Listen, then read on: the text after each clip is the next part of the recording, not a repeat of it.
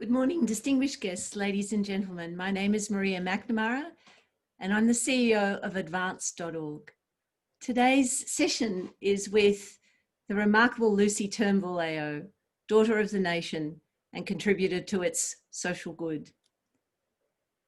The session will be facilitated and run by Louise Thurgood and Johanna Pitman. Good morning, Louise. Welcome. My name is Louise Thurgood Phillips and I'm a board member of adaptable, and it is my great pleasure to welcome you to Advanced Global's Infrastructure Roundtable. I welcome our global friends and our special guest of honour, Hughes Turnbull AO, businesswoman, philanthropist and urbanist. Lucy, it is my privilege to welcome you and we look forward to your insights. I also welcome Owen Feeney, the Consulate General of Ireland in Sydney. I warmly welcome our Emeritus Chair Ken Allen, my board colleagues, our US Advanced Ambassador Rosemary Linden, and at this time I'd like to welcome our past award winners, or as we like to say at Advanced, our game changers, with particular mention to John Maddock AO. A warm and welcome to all of our honoured guests and friends. I'm looking forward to a great discussion. Before I commence our introduction, I would like to acknowledge our First Nations people. I'm presently residing on the Gagario people land, and I pay my respects to their past, present and emerging elders, and I acknowledge their truth and their history. In New South Wales, we're about to embark on our largest and arguably one of our most ambitious infrastructure plans to propel Sydney and its regions into the future. These plans require visionary and collaborative leadership at all levels of government, and it requires individuals such as our guest speaker, Lucy, to define the problems of what we are solving and map out sensible and viable solutions. They take years of planning and engagement with our stakeholders. They absorb vast amounts of capital. In fact, New South Wales will spend circa 50% of its budget on infrastructure projects in the coming year.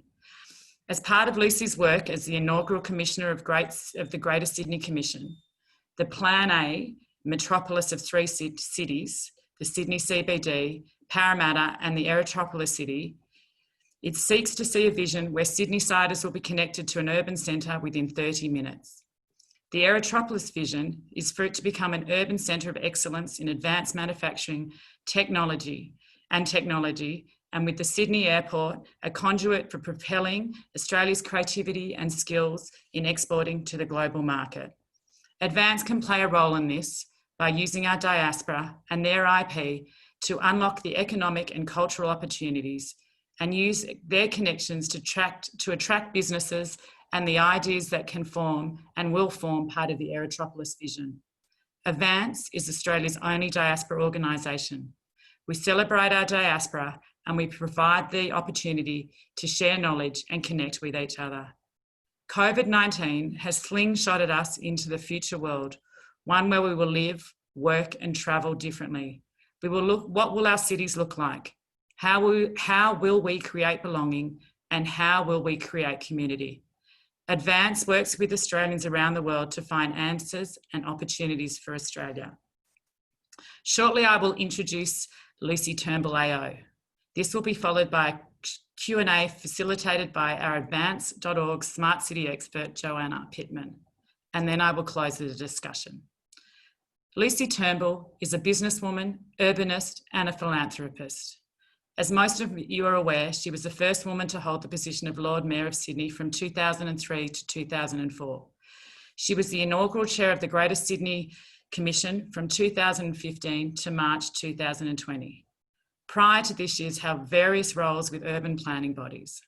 I first met Lucy when travelling to Israel when the Women's Leaders Trade Mission. Incidentally, this was also attended by our chair, Yasmin Allen, our CEO, Maria MacNamara, and our facilitator, Johanna Pitman. It's amazing what connections do. What I observed from Lucy in our discussions and her presentations is her deep understanding of placemaking, community, and how places and connectivity create innovation, whether that be the coffee houses of London pre-industrial revolution or the modern success of Tel Aviv's smart city strategy. Lucy brings context, intellect, and heart. Very few people are better placed to discuss placemaking and creating community in this world of pandemic. We feel honoured and privileged to hear from her today. So please let us welcome Louise Turnbull. Thank you.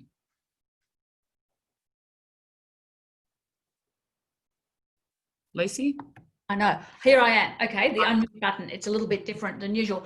Well, thank you very much, Louise, for that warm intro. And thank you very much to Johanna and Maria for pulling this together today. It's wonderful to see my former, about half the, not quite half the bus, maybe a quarter of the bus of our Israeli delegation, which was ably co-led by Gillian Siegel back in the first half of 2016, all coming together and sort of migrating from the Israeli businesswomen's group into advance.org, which is a great migration, and of course Yasmin is now your chair. So what a coincidence, as they said in Muriel's wedding. So it is quite amazing to see all that dynamism, talent, and energy, if you like, transferred or translated into advance.org, which is a terrific organisation established by Ken Allen and the government. I think in about, Ken will correct me, but I think it was sort of shortly after the 9/11 catastrophe when Ken was doing an outstanding job as our Consul General in New York. So it is Ken's baby, and it is now it's everybody's, and it's his baby, and now everybody is working to the same goals that Ken established and John Howard established, to actually have a voice for Australians living wherever they're living and whatever they're doing, so that we can feed that incredible human and social capital across our community, a very well dispersed, spread out community, to the betterment of everybody, wherever they live and however they live, but particularly to the betterment of our society in Australia. So Johanna and Maria have asked me to speak to you a little bit about urban planning and infrastructure, and Louise too, of course, in the context, generally, but particularly in the context of what we've been experiencing this year. And it's really interesting. Louise sort of hit the nail on the head where she said everything's been projected forward. So many things have been accelerated, and the pace of change has intensified due to the pandemic, but I think that it's intensified a lot of trends and tendencies and phenomena that were already built into the system and occurring in any event. So, the pandemic is now surging and waning and scaling up, winding back at different levels of time and intensity right around the world. So it is a bizarre thing, and I've just cast my own mind back to when I first heard about this virus in Wuhan. Was actually when we were staying in a hotel, in the Metropole Hotel in Hanoi. We'd never been to Vietnam before, well, I hadn't, Malcolm had, but we were sort of discovering Vietnam in a bicycle trip in January, and I was reading the FT the day before we set off in early January. And there was a very small story, and at the same time, it seemed like the whole east coast of Australia was burning down.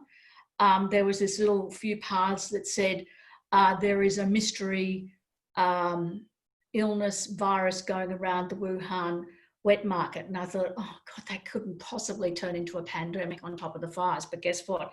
It has, and here we are. And I think, there's been so much tragedy and devastation, but yet, we're all here, and I think the adaptability of the human spirit is really quite a remarkable thing. And I think it's important for us to think about the fact that our cities and our places have to be adaptable and resilient, just as we need to be adaptable and resilient.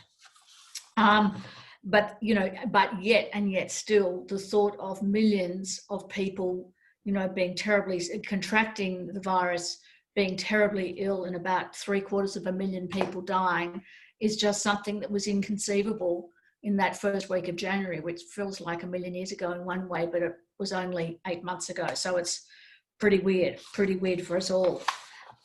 So I think that, for an urbanist like me, I particularly think about how it is affecting cities and how it will continue to affect cities. And these days I mostly work from home, and I had occasion to go into the city to go for a walk around, had a walking lunch with a very good friend last week, or work colleague, and we were walking around the Botanic Gardens from Governor Phillip Town down to the Botanic gardens and then around and up through the city again, it was pretty much deserted on a Friday at lunchtime. I've never seen anything quite like it. And I think for all of us who are not actually probably going into the city all that much, you have to kind of constantly check yourself that the world is not normal out there, because we're sitting at home and the world seems, in a way, in a funny sort of way, pretty normal to us because our homes are the same and, you know, our family members are the same and everything. But yet, when you look at places like the Sydney CBD, it is like functionally like a desert. There's very few people walking around Circular Quay, around the rocks. It is just like a different world. So it's a world I never thought I would see. Now, what I think it's taught us is that places in cities like, you know, what Americans would call midtowns or downtowns. In New York, it's midtown, downtown areas, CBD areas, have been, in a sense, depopulated a lot more than anywhere else. Whereas if you go to parks and open spaces and go, in Sydney's context, walking along, you know, coastal walks and beach walks, they're actually really crowded. So this pandemic has taught us that some of the most important assets we have are actually our green assets, and the ability to walk and move around in the outdoors is absolutely a fundamental public good, which should never be undervalued again, I hope, in our living lifetime. So it sort of ties in together with something, the importance of green infrastructure, which is very kind of a big part of our Sydney plan, is the idea of the green grid. Here's the front page of the plan: the metropolis of 3 cities, and the green grid, which is kind of like a network of green and open space that is interlinked and connects, you know, is connected all through the city. I'll refer you to a page, but I won't find the page right now, but you know, that importance of a network of green fingers and green spaces, so that people in Sydney do have access to the outdoors. They can get out and walk around without being completely crowded out. Those public assets are so important. Now, the other public asset that I think we've probably undervalued, certainly if you look at new residential developments if you like the western city and the central city around from Parramatta West, is people have undervalued the importance of creating walkable connections from place A to place B, and that is, you know, otherwise known as a footpath or a sidewalk. A lot of, if you like, tract development has really ignored the importance of footpaths, which are a basic public good if you are going to walk around from place A to place B to see your friends or to go to the local shops. And whenever I've seen a lot of developments, they haven't prioritised having footpaths on both sides of the street and having trees in the streets. Because if you have footpaths and trees, which make the place walkable, kids, women, young and old people will be able to move around without having to get in a car and go somewhere, which gives them much greater power and autonomy and agency to do what they want to do and go where they want to go. So the idea that Louise mentioned of the fundamental importance of the 30-minute city, it's not just trains, as important as they are. It's not just cars, as important as they are, especially when you don't want to get public transport so much in a pandemic. But it's actually the ability to walk around, which is just as important in its own way as having green and open space. And being able to walk to green and open spaces is actually so important. One of the things we need to appreciate and recognise is that the New South Wales government has an infrastructure delivery plan which is, you know, vast in comparison with other states, and even in comparison with what the federal government's spending on infrastructure. We are experiencing in New South Wales a huge boom in infrastructure investment in metros and motorways. I think North Connects is going to open soon, I hope. But, you know, the metro that will run from basically Rouse Hill, in effect, or, sort of close to Rouse Hill, nearly at Marsden Park, that will run all the way to Bankstown, will actually fundamentally change the shape and the structure and the way the city works. For example, you can get into if you can get into a train at Bankstown, which is a very diverse place. You've got a very diverse population, actually really an interesting place. I love it.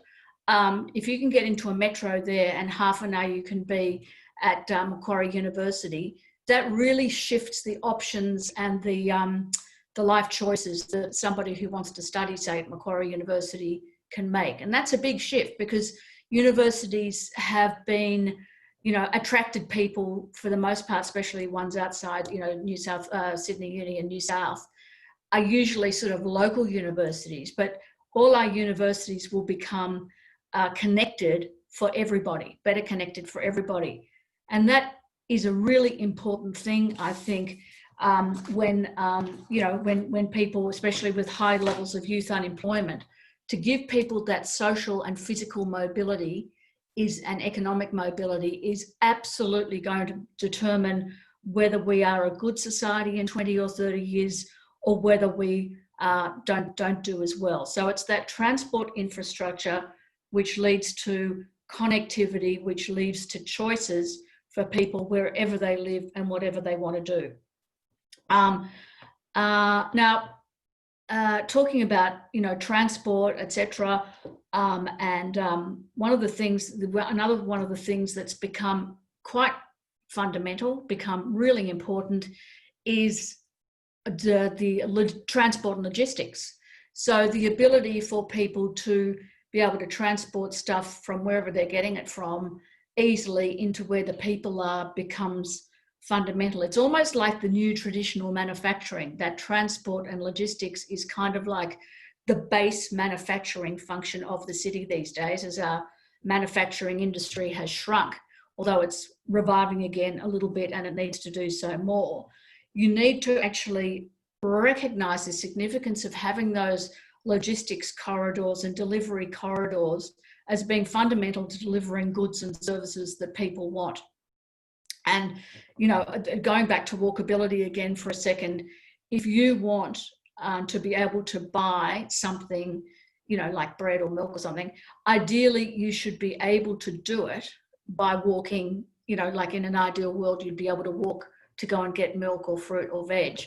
So that idea of transport connectivity for the delivery of goods and services, plus being able to walk to go and get your goods and services if you want to, are both really important aspects of making any city livable and well connected and sustainable and a high functioning city. So it's that distribution of jobs, the distribution of education, which is important. But I think probably the most important lesson we've learnt from this pandemic is the criticality of our critical care workers. And who knew that our critical care workers were the guys and the girls who stack supermarket shelves, the people who work in the healthcare industry, especially the aged care industry, the paramedics, and all the people, the people who work in, sort of transporting recent arrivals, etc., from airplanes, etc. Who knew that those people were our critical workers? To be honest, I think that the criticality of lawyers and bankers, which I know some people on this call are, is probably, not seen as being so high as if you're a nurse or an aged care worker or a transport worker delivering your goods and your stuff. So I think we look at what makes our city work through fresh eyes. And I think I certainly do value the role that these critical care workers perform to a greater degree than ever before. And I think another one, I know this because I have a daughter who's a teacher, the job that teachers do in actually trying to normalise life for their students is, quite extraordinary, because in a situation where kids can easily become highly stressed and anxious, it's the role of teachers to actually, I guess, soften the pain and the stress and the uncertainty that these kids are feeling. And that's a remarkable thing. So, we always knew it rationally, but now I think we connect much better with it emotionally, that it's those, the nurses, the healthcare workers, wherever they work, teachers, police, all the people that are tasked with actually civil order and the functioning of our society. And it's the way our city works socially that is just as important as the way it works economically. And you can't have a prosperous city without having an appropriately and relevantly equitable city, which is spatially equitable, but also socially equitable. So we need to, I think, never forget how valuable our, if you like, our caring and our critical workforce spine is to our society. So it's those things of agility, and one example of agility has been, in fact, the rapid rollout of bike lanes in the city, because people just don't feel comfortable when there's a pandemic about getting into a crowded vehicle, and thank God people are wearing masks now. I'm sure everybody here does, but I can't emphasize how important that is. But it's that ability to be able to cycle to work if you possibly can that has been valued and understood, but in many cases delivered. And there has been the ability in a pandemic to do some things that were really important to do anyway, but to be valued more. They are now valued more than they ever have been. Now, in terms of the future, one of the kind of like the themes that I was very committed to, and my last public engagement as a commissioner was to launch the Women's Safety Charter, actually at the that big room in Justin Hemmings' place in the Ivy, the ballroom at the Ivy, launched the Women's Safety Charter, and that was a really exciting moment because the Commission, and I suppose this has particularly been my passion, we've got to make our city safe and workable for women, not only because it's good for women, but it's actually good for everybody who works with or lives with women. And a city that works well for women actually works well for everybody else, especially older people and younger people. But if you look at how safe women feel in a city, it gives a good clue as to whether they feel able to participate in the life of the city, in a non-pandemic situation, obviously, to get buses, to walk to buses, to stay at work late, to go and have a drink in a bar when we went to bars with a friend, and then get a bus home. If people don't feel safe, they don't connect, they don't use the city, they don't come in and go to movies or art galleries or whatever they want to do, or go and have dinner with their friends. And so the idea of looking at the safety and the functioning of a city through the eyes of women has been very important to the work the Commission does. And we organised a safety charter with the Transport for New South Wales, the police, a lot of really key organisations, for-profit organisations, not-for-profit organisations, and the Hemis group, to actually to configure and figure out how to make our city safe for women, and to move around and use the city. Now, that's less critical when everybody's doing things by Zoom if they possibly can, but it still is really critical for these critical healthcare workers who still go to hospitals, who still, go to work, who still have to go and work in call centres or whatever they're doing. We still have to always work on building a female-friendly city, and that means walking around and feeling safe, not having dark spaces or bushes that you can feel anxious that people are going to jump out and attack you. So it's that creating a space and creating a connectivity where people feel safe is really, it's fundamental. So we've relearned, if you like, Maslow's hierarchy of needs, and I'm sure any of you who've done managerial psychology knows what that is, but it starts with safety, then it goes to food, clothing and shelter, and it goes down to work, et cetera, and then, the highest order is what we call self-actualization. And I think everybody on this call have been in their lives spending a lot of time on self-actualization through family and job fulfillment. And I think we've all gone further up the chain to actually a sense of personal safety and being safe physically and being safe medically and having food and clothing and shelter for all those millions of people who've lost their jobs, for whom this pandemic has been a seismic shift in their expectations and their perceptions of where their future lies. So as the pandemic, we hope, wanes, when a vaccine becomes available, I hope we never forget in our cities or anywhere else that these people who are less well off, who are less blessed by fortune, who cannot live their lives on Zoom because they have to go and work in hospitals and contract disease often, or aged care centres, these people are vital treasures and parts of our community that we must never take for granted. And the fact that some of them are paid, I read somewhere, it may not be true, but I read somewhere some of them are paid $17 an hour.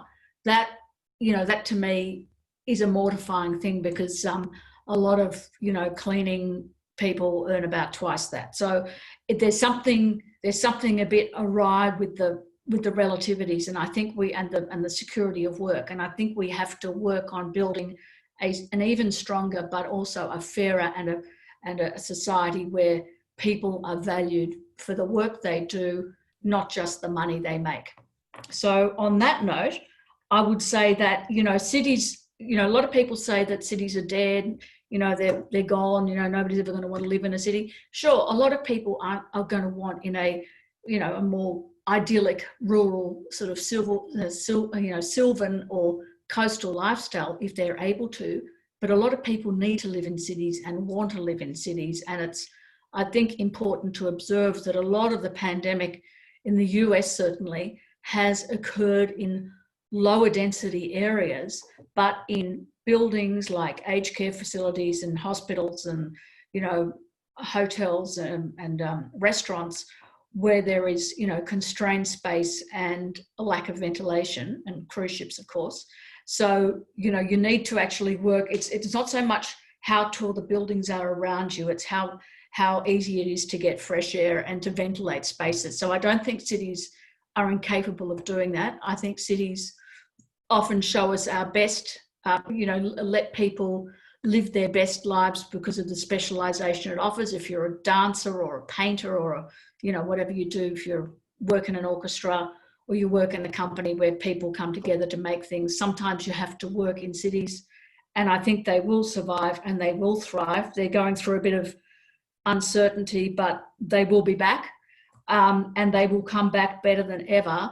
And if you think about New York's kind of golden era in the jazz age, that was only a couple of years after the influenza pandemic of 1918, 1919. So don't write cities off, don't write society off. We've just got to build them bigger, and well, not so much bigger, maybe bigger, but better and stronger than ever before.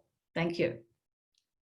Thank you, Lucy, and thank you so much for really bringing that nuance to the discussion around density, because it certainly has been a bit of a common narrative at the moment that it's the end of cities, and it's much more complicated than that. And as you say, cities have to be adaptable and resilient.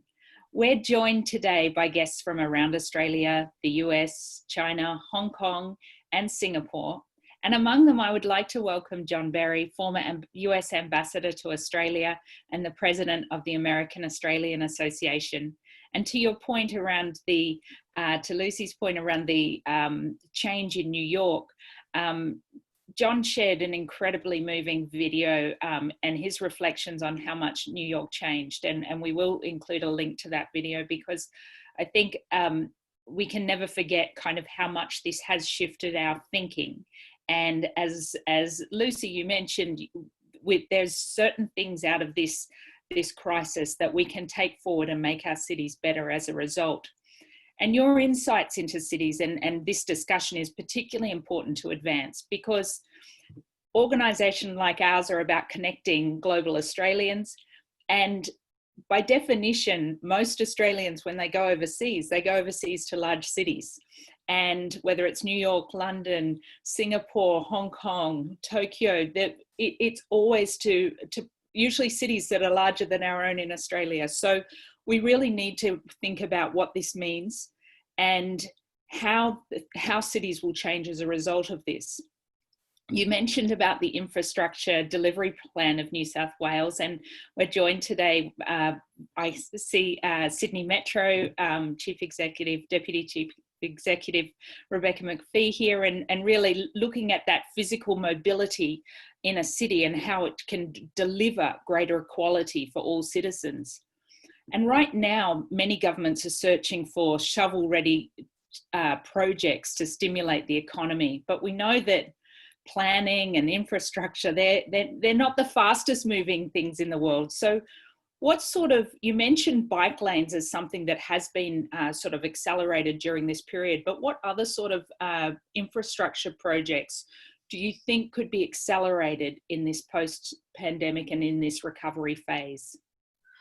Well, I think you know, I'd like to see easy connectivity, like the walking and the cycling, made more accessible and feasible for everybody, you know, especially women and older people, because, you know, especially older people, as they get older, they don't like driving so much. So we've got to, if we're going to build a fairer society, we've got to understand people's needs as they're very young and as they get older.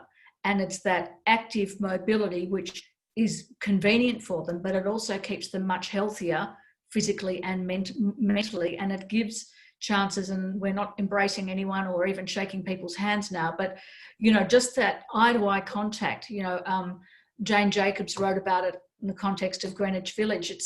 It's being able to walk down the street and see, you know, look at somebody, not stare at somebody in the eyes, but just have an eye contact with people, which is actually a fundamental human thing. So I think if we're doing infrastructure, we need to do infrastructure like that, if you like, the soft infrastructure and the green infrastructure, as well as the grey infrastructure. And if you're going to fast track things, the grey infrastructure is harder to fast track than the softer and the greener infrastructure. So the more investment in improving our public spaces and connectivity to our public spaces, the better, in my opinion, because that's deliverable quickly.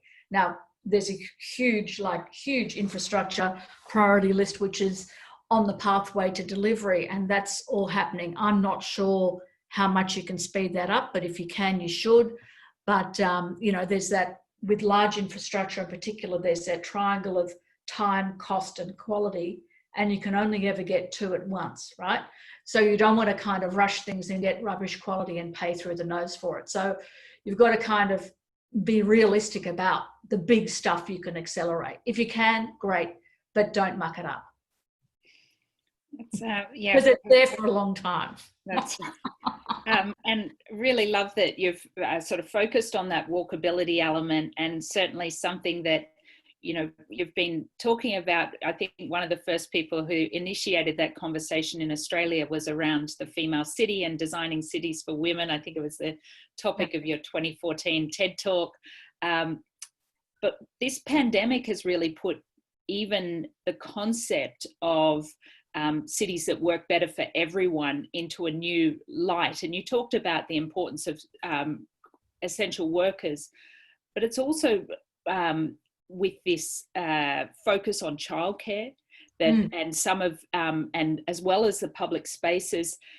Do you think how do we accelerate that discussion? Because it has been there for a while about gender mainstreaming in cities, but is there a moment now that, is there something we can leverage now to really push that conversation forward? Well, I think, listen, I think some of the, you know, there have been, and I think in local areas, they have sort of accelerated the rollout of bike lanes, or, you know, or isolated traffic lanes for cyclists. And that's actually been a really good agile response, but I think we've got to keep going. And actually somebody sent out on social media a program they've got in Beirut, of all places, right, which has had its most devastating explosion. And what they're doing to actually, you know, sort of have social contact points for young kids. And they're in the middle of a really bad pandemic with a completely collapsed healthcare system. So I can't imagine what it would be like to be in Beirut. But what they've done is they've set up little corner, UNICEF's done this, they've set up little corner like play areas, table areas for grown-ups and kids to interact, just sitting around a table, obviously social distance with masks on, so the little kids can come and talk with the grown-ups about what they're experiencing and what's happening to them. One of the things that really worries me is the mind, like the state of mind and the emotional state that a lot of these little kids can be in. And these are little kids that can hardly express themselves when things are going great, let alone when they're experiencing the trauma of that explosion on the port of Beirut, as well as a pandemic. So I think, in terms of what I think is really important now is that building that, sort of responsive, if you like, guerrilla-like social interaction points to make it easier for these kids, to let them be able to express themselves, to let them, be part of the story, and for people to reach out to them so that they can talk and communicate. And that also applies to older people and to everybody. But it's that very simple thing of setting up a small table on the street corner in Beirut so little kids can come and talk about, their life and their experiences and what it all means to them. It's so important. And you can do that. You can scale that and adapt that to other places. So we've got to be responsive and guerrilla-like, as well as doing the big grey sort of Robert Moses-y stuff. That's a beautiful example, and really shows the simplicity of how some of these actions can be really very quickly rolled out. You mentioned about the criticality of workers and our realization of just who exactly is an essential worker. I know on the call today we have James Stratton, and he's a pre-doctoral fellow at Harvard, and he's been looking at this topic around income inequality, particularly in light of the pandemic. James, if you're able to unmute yourself, did you have a question or anything you'd want to add to this conversation? Sure, thanks Johanna, and thanks Lucy for your reflections too. Picking up on a point that you mentioned at the very end of your talk, Lucy, I'm asking my question in the context of recent research that I was involved in along with others, using census data to characterise, well, what are the places in Sydney's metropolitan areas where people are most able to work from home? And as you mentioned, you can see huge geographic disparities between, the east of Sydney and the west, and especially the southwest of Sydney. And corresponding to that, it's those areas where workers are in jobs that are least able to be done from home, where you've seen the biggest increases in welfare receipt and the biggest declines in job postings over the last couple of months. So what I would be really interested to hear your perspective on is, when we're thinking about our recovery from this recession, how do you think we can best tailor our economic packages and economic support to make sure those hardest hit places are catered for? Well, so one of the key sort of the core mantra about our plan, the metropolis of 3 cities, is that you actually better distribute, so just going back a minute, the people who are most able to work from home are more educated and, sort of managerial, professional people, academics, etc. For people like that, and I'm missing a lot of people here, but just broadly speaking, the higher your educational attainment, the more senior the manager you are, frankly, the more senior and the older you are, the more the pandemic hasn't made a huge difference to your life other than deleting the commuting part of your life. But it's the people, like we're talking about the healthcare and the critical essential workers, and the people who live, as you said, in southwestern Sydney, and there are lots of comparisons and in other regions like New York and London and everywhere else. It's those people that do the population serving jobs that can't not go to work. So what we've got to do is to make it possible, like some of the most of the job growth in Australia in the last 5 to 10 years has actually been in healthcare and social assistance. That's not just what's needed. That's where the jobs are, right? And I hope that trend continues. I think it certainly should, because not only do we have a pandemic on our hands, we also have a rapidly aging population, especially if the population growth from migration and natural increase is going to slow down. So what we have to do is we have to build, a polycentric city, which is not just focused on the CBD and basically, Macquarie Park down to the airport. We've got to build a city-like economic structure in places around Greater Parramatta and also the Western City, Penrith, Campbelltown, Liverpool, and around the airport. So we have economic agglomeration effects in those areas as well as in the Sydney CBD. And that means building out health and education precincts. That's why the distribution of tertiary education across Sydney is particularly important, but also the distribution of health and medical innovation and general technology innovation as well. And the Western Sydney Airport is an opportunity to anchor some of those uses, some of those businesses. It's a big opportunity. So we've got to, you know, think about the city as a big thing, not just with the smart jobs on the eastern edge, because that's fundamentally inequitable if that's going to be the case forever. If people have not only got the lifestyle but rapid access to smart jobs, we've got to distribute those jobs better in those key strategic centres. And not just retail, but building out and recognising the importance of those health and education institutions. Like universities and hospitals are always critical, but they've never been more critical now. And another area of jobs growth, of course, there is transport and logistics that I was talking about before. So if I sometimes look at the trail of the couriers, most of, just to see where they come from. I'm not impatient, but I just want to see where they originate from. And so many of them actually originate from around sort of like Silverwater, around there, which is what we call the central city now. And, so we have to understand not only the way the places work, when we walk around the streets or go to parks, but how the metabolism of the city works too, and put the metabolism bit where it needs to be to give people opportunities to jobs and services. Wow, it's a really impressive strategy, and certainly one we'll link to. But that thinking about the jobs of the future and making sure that there's a diversity of jobs in each of those regions is so important. You would have seen, and it's been quite popular to hear from Richard Florida at the moment around the changing nature of cities, and his point. He recently addressed Committee for Sydney, and his point was that we really need to change the urban design of cities to really build in social distancing. And it ties to a question from Tamiru Kawashima. He's one of our 2019 Advanced mentees and our assistant project manager at Root Partnerships. And how do you think this innovation in the built environment is going to be best encouraged in the Australian market? Well, I'm not exactly sure. I probably should have read what Richard Florida's written. I mean, I think he's sort of shifted a little bit.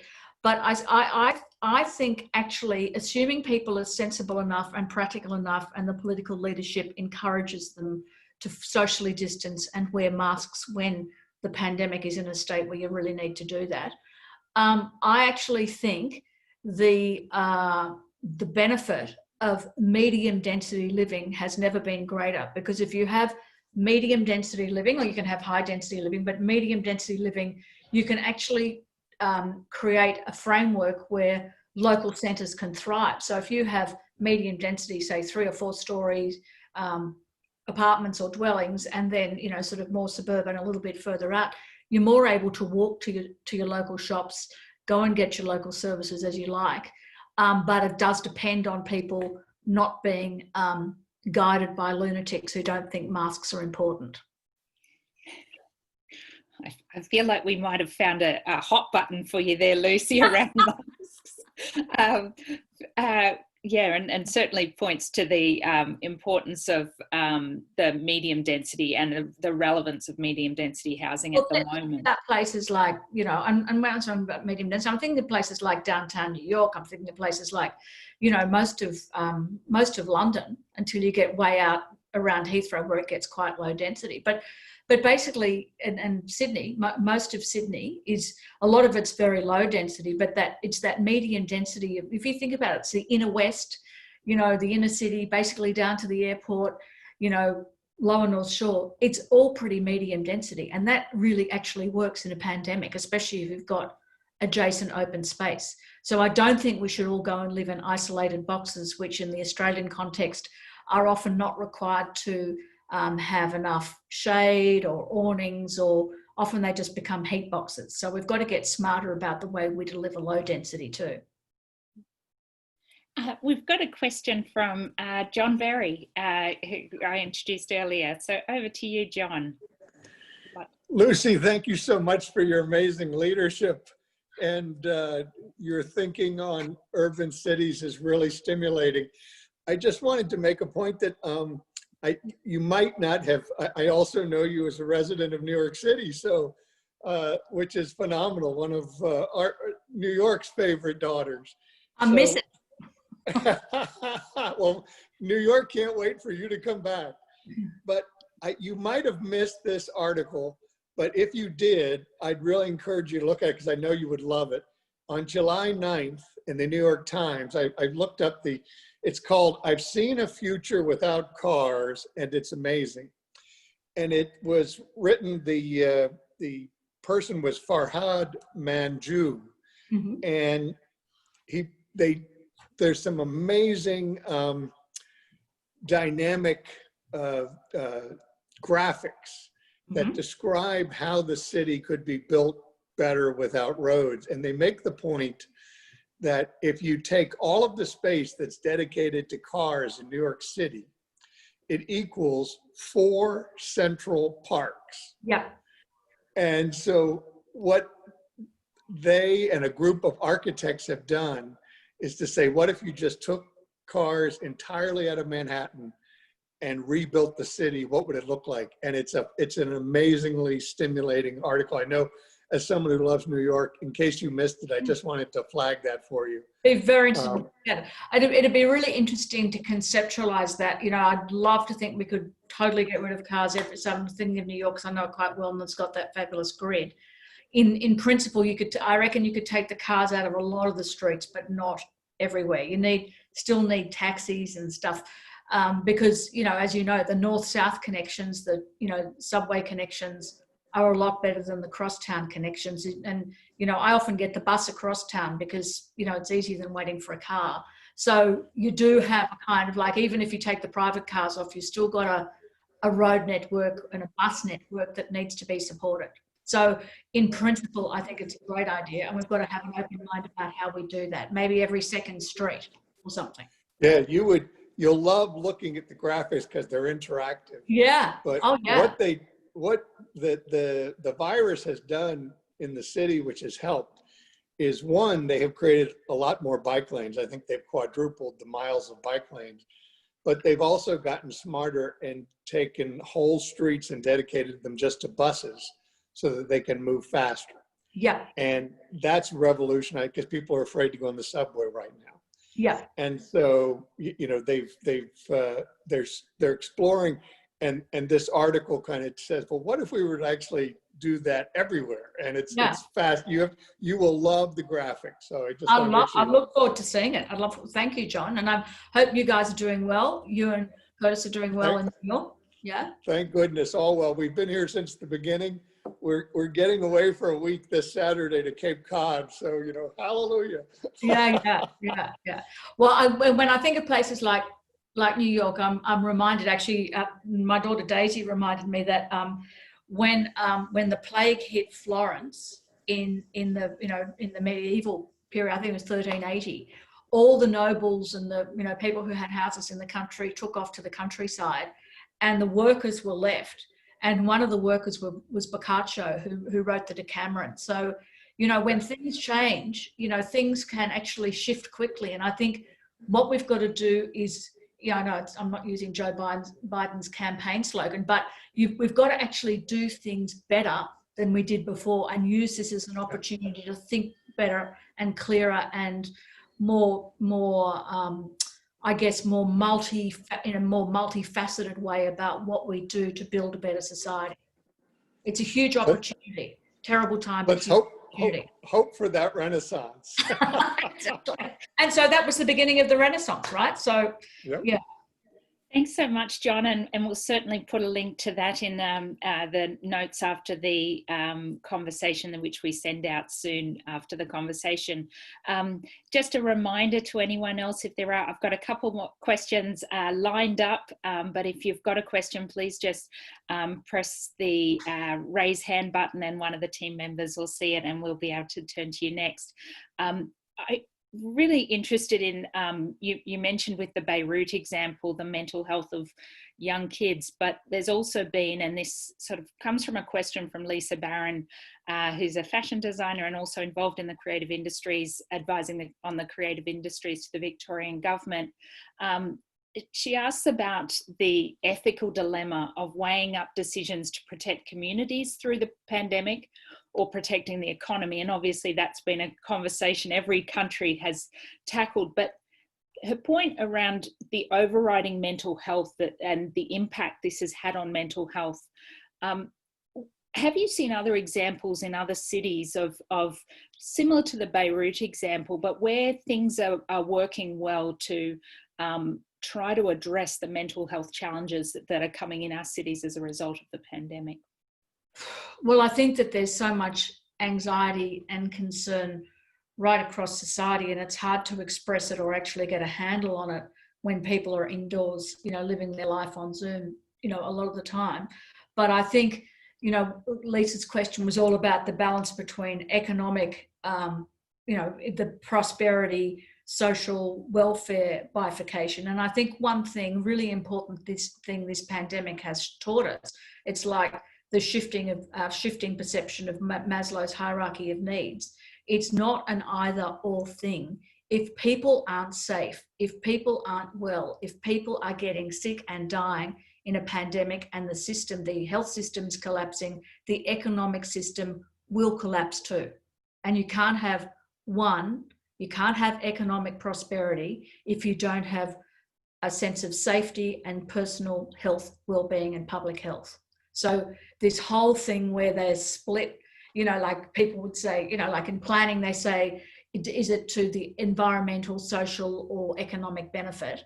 And, I could say in planning, sometimes they've focused on the environmental benefit to the detriment of looking at the social benefit of particular plans or interventions.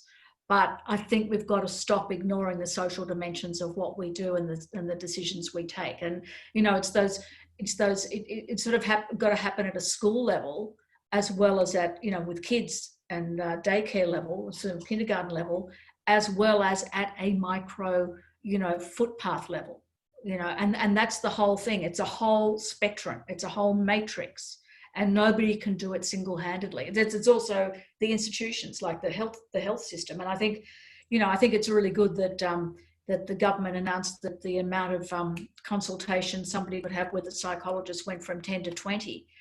But there's also, and that's great, but 20 episodes a year may not be enough, and it may be discontinuous, and that might be dangerous too. So we've got to kind of open our hearts and open our minds as to how best to manage this, because it will be long-term and it will have a long tail, and some of the kids probably won't, the mental health dimensions probably won't express themselves sometimes for a couple of years.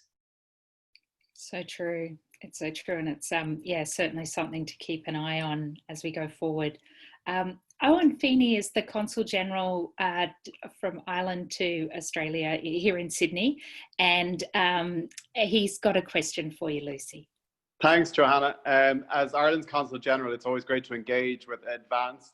We have a massive diaspora around the world, and it's always interesting to compare notes and see what you guys are doing. And I was delighted when you invited Ms. Turnbull to give the talk today, because I have a huge personal interest in urban design and planning.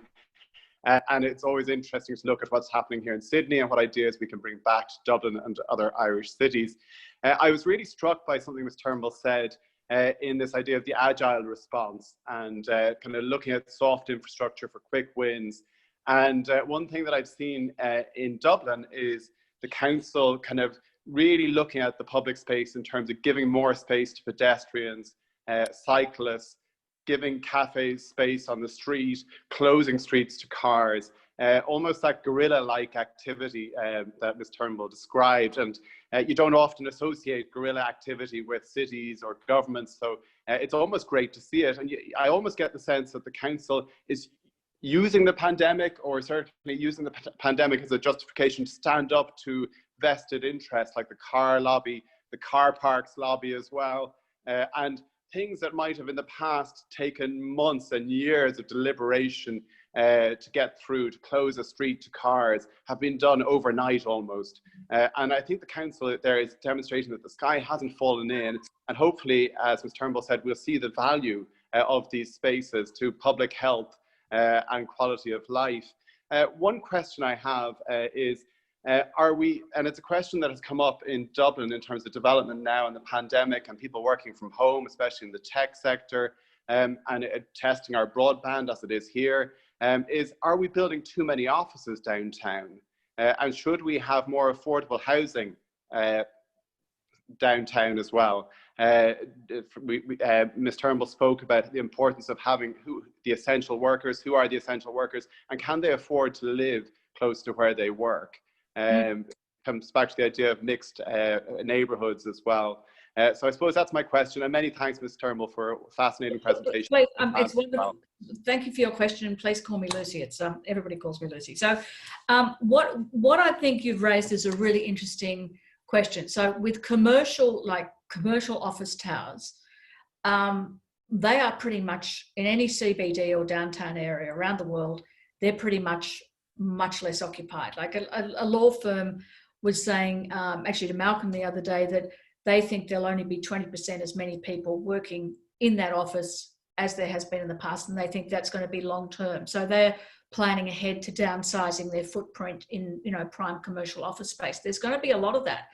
And so that might change. You can't suddenly turn a commercial tower, in the current planning regulations, it's really hard to turn a commercial tower suddenly into a whole lot of apartments, because they're big floor plates buildings, and you can't, and certainly in this Sydney planning controls or New South Wales planning controls, give them the sunlight that they need and the amenity that they need. You can do it, but it's going to be slightly different to a traditional high density residential apartment, because they're built for different purposes. But that's a weakness. And I think what we should do is look at flexible ways of reusing buildings, and if they're no longer required for their original purpose, we have to think of meanwhile and transitional uses. So what we do with an office tower is one example. There are a lot of not-for-profits who are crying out for sort of places to gather and to do things, but I understand from the economic perspective, the REITs that actually own these prime commercial towers have to make a return, otherwise their shareholders will scream at them. But there must be an opportunity now to have a more dynamic mix of uses, where the traditional, sort of big businesses are no longer using the places as they were before. But there's another opportunity, I think, which is just as exciting, if not more exciting, because it's more easily deliverable in a sense, is that there is a lot of what you call, Main Street or High Street retail in all cities around the world. And I know, in Sydney, think of Oxford Street, think of King Street, Newtown, I can think of lots of, Lower North Shore. Some of the ribbon commercial centres are really not thriving at all, and there's a high level of office, premise vacancy. Now, a lot of these buildings were homes in the first place, right? They were built as homes and then they turned into shops during the 20th century. A lot of them did anyway.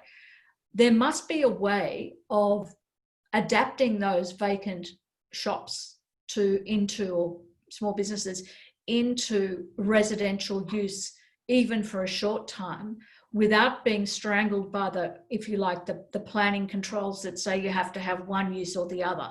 I think that the idea of, sort of underutilized retail and commercial spaces being able to flex quickly between uses would actually be a really good thing, because they won't be $1 million apartments, but they will be housing that can be used by people who are unemployed, particularly women escaping domestic violence, for example, for people who are less advantaged, to create affordable, what they call meanwhile uses, I think presents a huge opportunity. Now, I'm not saying that as a government official, I'm saying it as a private citizen. Yeah, and really hopeful that we can make some of those big changes and as Owen mentioned, do things that maybe might have taken a little bit longer in the past, but make them work and bring in those changes more quickly. I note you mentioned there, Lucy, about the changing in retail sectors, and we have Richard Umbers on the roundtable today, and as a former CEO and an experienced retailer, love to hear your perspective, Richard, and any questions you might have for Lucy. Thank you very much, Lucy. That was a most fascinating presentation. And I think probably one of the things that has interested me most is just about the security of supply, and in particular, how supermarkets and other essential goods retailers have risen to the challenge. And I just wonder, as we look at the future of work, and over many years, how the casualization of the workforce has been such a dominant theme. Do we have to rethink this notion of casualization and maybe come up with alternative work structures in order to ensure that critical workers in these supply chain industries can actually be able to function in the way that ensures us the right community response? I think that's a really important point, and I think it's, you know, critical. And I think the most, I guess, sort of like the most intense and extreme example of that is the fact that in aged care facilities, you have casual members of the workforce sort of going to various facilities for 4 hours at a time, going to multiple facilities. So if they have, doesn't matter, it can be COVID, that's particularly relevant now, but it could be any disease. If they are going to, you know, 3 or 4 different facilities with very vulnerable people, that is much less ideal than them having security of work at a single place. It attaches them to one place of work, and it mitigates the risk of the proliferation of community transmission of diseases like COVID or anything else for that matter. So I think this whole experience of COVID has actually woken us up to the way a lot of people have to work. And I think if we can't figure out ways to improve their quality of life at the same time as we emerge from this pandemic, we won't have been doing enough to help build a better, stronger society. And particularly this theme that these are groups actually that cannot afford not to work in many instances, simply because they won't get paid. So I think you need things like paid pandemic leave. I mean, you know, when people are being paid, you know, $17 up to, you know, $20, $30 an hour, you know, and they are depending on that money to put food on the family table, they don't, you know, it's putting them in a very risky position, and it's putting other people in a risky position because of the situation they're in. It's a really very dangerous, you know, set of circumstances, and we've got to actually mitigate that from happening for their well-being, but also for their families' well-being and for society's well-being. Oh, well, thanks very much for that, Richard, and certainly ties with a comment we received from Catherine Curry-Hyde, who's from Guide Dogs Victoria and works on campus redevelopment, and talking about the importance of third spaces. And Lucy, you mentioned this earlier in your opening remarks about the importance of some of our green assets and public spaces, but those third spaces are really the places between home and work, and locations where people can really sort of get together and exchange ideas and build relationships as well. And that's a very important part of connecting. Yeah, we're in a third space now. We are in a third space now. So a lot of third space has gone virtual, right? But they should also be spatial. They need to be spatial too. Wow, yeah, that's right. We've got Josephine Linden, who's based in New York. Josephine wanted to share some of her reflections on what she's seeing in New York. Yep, please. Let's see if you're on mute. So, hi, Lucy. Nice to speak to you. And thank you very much for the discussion. Fascinating. In just 2 quick comments, and then I have a question for you. The comments are one for Daisy, going back to Italy in Renaissance time. The expression quarantine Do you know where that comes from? Venice. It comes from the Venetians seeing the people with some kind of plague or smallpox out in the boats, and they had to stay there for 40 days, as in quarantine. So that's the derivation, which, the Italians had a lot of plagues back in those days. The second comment I would make, and it goes to John Berry, is how much New York has changed. And there's no theater, there's no musicals, there's no opera, there's no ballet, there's no orchestras, there's just no entertainment right now, which is so sad. And so we have to be doing all of this via these kind of Zoom calls. But one thing that has been terrific, and you would appreciate it because it's very near your apartment, is the use of the streets for restaurants. So just think about it. A restaurant now has to be outside. So you have the tier that is right closest to the restaurant. Then you have a little gap for the pedestrians to come through. Then you have another lane, and the best lane is built out into the street. So there's much less room for cars, and it's really very pleasant. And some restaurants have been incredibly original in the way that they've built up these beautiful flowers and fences. So the streets look much prettier than they used to. So we're looking forward to having you back. I just wish I could be there to see it. That's fantastic. My only anxiety is that that'll work great now, but it'll be problematic in December. Very, very. And they're all dealing with that, including our mayor, and how to deal with it. Yeah, but it is actually inspiring what how people have adapted. Really. They have been extraordinary. The big question I have, and I'd be interested to hear how Australia has handled it, is schools. As you know, schools are going back next month. Como just said that the schools can go back, and yet you had a situation, and it's whether it's schools, primary, secondary schools, or tertiary. UNC down in North Carolina sent every kid back, and now there's 177 cases of people who have tested COVID, so now they're in lockdown. How are you dealing with the education system in Australia? Well, we get sort of, when a student is diagnosed with COVID, they close the school. Typically, they close the school for a day. And, in New South Wales in particular, Victoria is a much harder lockdown.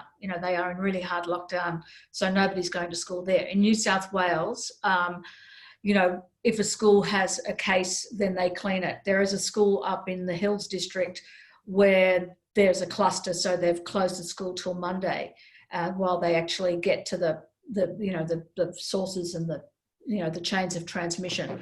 I must say that the New South Wales Health Department has done, everybody in a situation where you haven't seen it like anything like this before, everyone's going to make mistakes from time to time. And you have that sort of, it's human frailty. And I was reading something in a newspaper today that if the Chinese government had actually called the lockdown of Wuhan 3 weeks earlier, it would have, it would have gone scaled down, down monumentally, and ditto in the US, ditto anywhere. But the quality of the contact tracing is just off the charts good. So they can trace people. So they typically only close a school with a case for a day. There's no case where there's been 177 people getting COVID. But I think that Chapel, North Carolina, whatever it's called, that's a terrible story, because it's going to make, you can imagine, the effect that's going to have on not only the kids, but the parents and the grandparents and their friends and their whole network group. It's just, it is the burden that these people are actually carrying, and it's the missed memories of going back to college in a normal way. It's the missed memories of college graduation or high school graduation. They're the sort of things that actually kind of, like the death and the misery is just terrible. But in terms of the non-life-threatening events, it's the missed stuff, that those memories will never come back. And that's really tough on kids, but you've got to keep them safe at the same time. Yeah, it's also tough on the teachers as well. Oh, the teachers, yeah, absolutely. So Daisy is, she runs the wellness. She's the director of wellness at her school, and she's doing an amazing job. But I think some days are harder than others. And that's just not just her, but anybody in that situation is grappling with some pretty interesting challenges, because the parents are stressed, the kids are stressed. They're missing their high school, formals, and I was just like, it's really, really sad, So this is what I keep on thinking, like my life has been, you know, I can't go to New York, you know, that's really sad, but big deal, right? But these kids' lives are being fundamentally shifted, and their economic trajectory is looking a bit downward shifted too. So I worry about these kids that have coped with the, you know, the GFC, and now they're coping with this. I think the burden on young people is really pretty heavy at the moment. Yeah, and my understanding from psychologists and speaking to them is that the bigger burden is even on the younger children, the 5-year-olds, your grandchildren. Yeah. Because they don't even have these relationships that they have attached to people, and now all of a sudden they can't create them. Yeah. It's very difficult. Exactly. Thank you.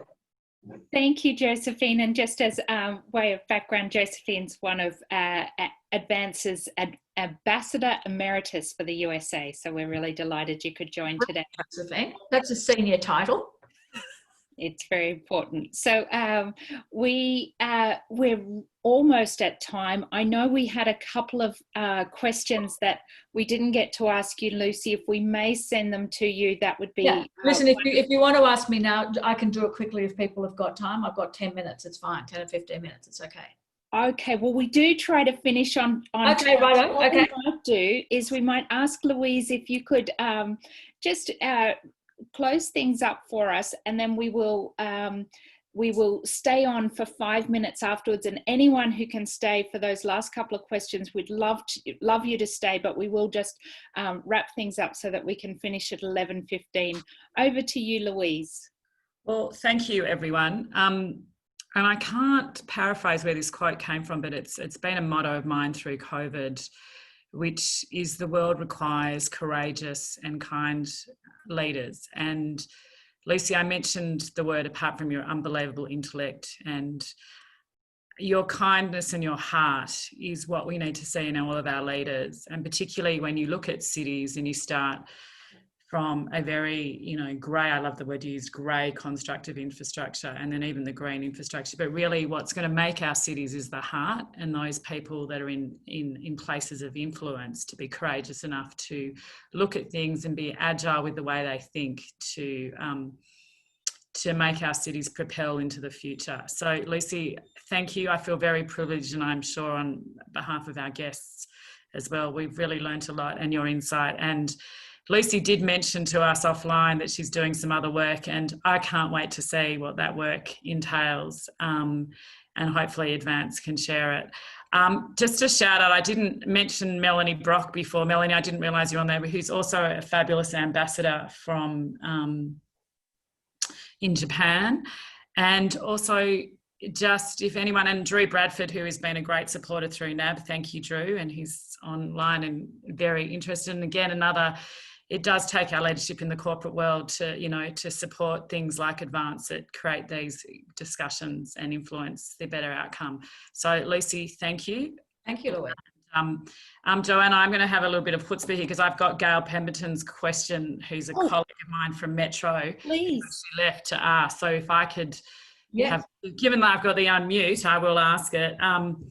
So Gail's on the board of Sydney Metro, as is I think Rebecca McPhee, who's on there, but this is a transport question particularly, but reimagining in the context of what we discussed. Wondering what your thoughts are on reimagining our suburbs, particularly those that have had proposed purpose, both in terms of what Metro's doing and in terms of other infrastructure, to be the transport corridors to the CBD. How do you see these suburbs being revitalised during COVID and becoming more community and less traffic orientated? Yeah, well, I think, you know, building in that walkability and that cycling access and creating the, you know, like the road infrastructure to support that and to support healthy, vibrant local centres is really important. So, you know, it means you'll probably have to concentrate some local centres a little bit, so you'll probably have a bit of, I mean, in an ideal world you would have density around a new metro station, and if you don't do that, you're not really fulfilling the promise of a particular new transport blessed area. But you know, it's the vibrancy of local centres that during this time in particular has never been more important, but also in a longer term time period with a rapidly aging population, you really do need to build walkability and access into everything you do, particularly where you're putting new infrastructure. I mean, somebody was on the metro coming in towards Chatswood, and they said, "Oh, this is going to be fantastic in 4 years' time, 5 years' time, I'll be able to get to Martin Place and go to the art gallery, and it'll only take me half an hour." Now, for those people, that is a life-changing thing. And in an ideal world, they would do that. They would walk to the train station if the metro station was possible, and then they would get on the train, and then they'd do their shopping at the local supermarket, and maybe not buy too much, but enough to take home and get dinner for the night. Now, that is my dream. If more people can do that, that is just a brilliant outcome. Or if they can go and see the doctor or whatever, whatever they do. People don't buy newspapers anymore, but do whatever they do in a local active transport sense, they're going to be a hell of a lot healthier, and I think in a way lead richer lives than being stuck in a car at all times. Fantastic. Well, this certainly is the hope, and you've given us a lot to think about, Lucy. I will put up very quickly a poll if anyone left on the call is able to just quickly complete that. It's one question, and then and we will sign off there. But as Louise mentioned, we would love to hear what you're working on, and love to come back to that, Lucy, at some point in the future. Thanks, Johanna. I won't answer my own poll. No, that's okay. Thank you. Bye, everybody. Everyone. Thank you for listening. Thank you, everyone, for joining us today. Thank you to Louise, to Lucy, and to Johanna for the fabulous discussion. It's been remarkable. And of course, there's so much more to say about cities and the arts, which is a completely different conversation, which we'll have with Christina Slade in a little while. So we'll invite you back to contribute to that. Have a fabulous day, everyone. Bye-bye. Thank you. Thanks, Maria.